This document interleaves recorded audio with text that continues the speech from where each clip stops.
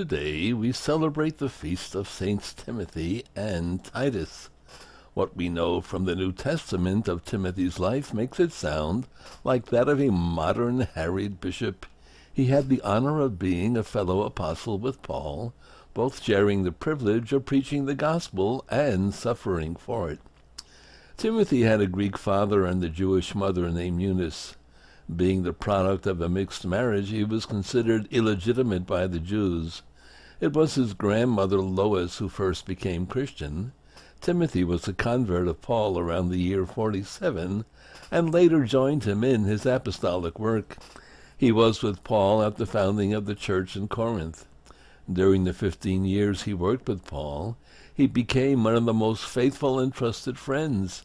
He was sent on difficult missions by Paul, often in the face of great disturbance in local churches which Paul had founded. Timothy was with Paul in Rome during the latter's house arrest. At some period, Timothy himself was in prison. Paul installed him as his representative at the church of Ephesus. Timothy was comparatively young for the work he was doing. Several references seem to indicate that he was timid, and one of Paul's most frequently quoted lines was addressed to him.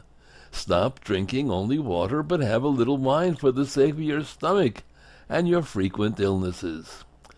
Titus has the distinction of being a close friend and disciple of Paul, as well as a fellow missionary. He was Greek, apparently from Antioch, even though Titus was a Gentile. Paul would not let him be forced to undergo circumcision at Jerusalem.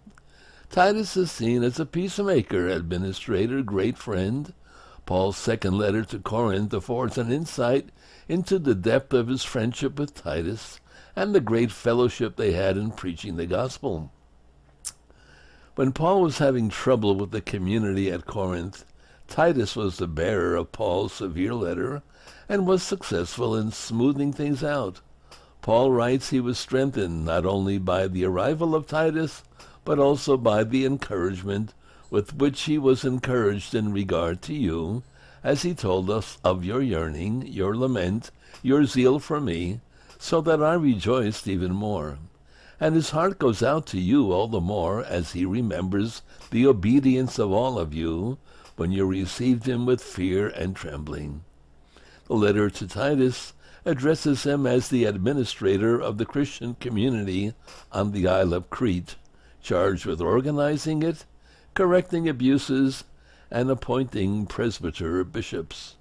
Saints Timothy and Titus, from the very early days of the church, around the year 95, both saints, and that's what we should be.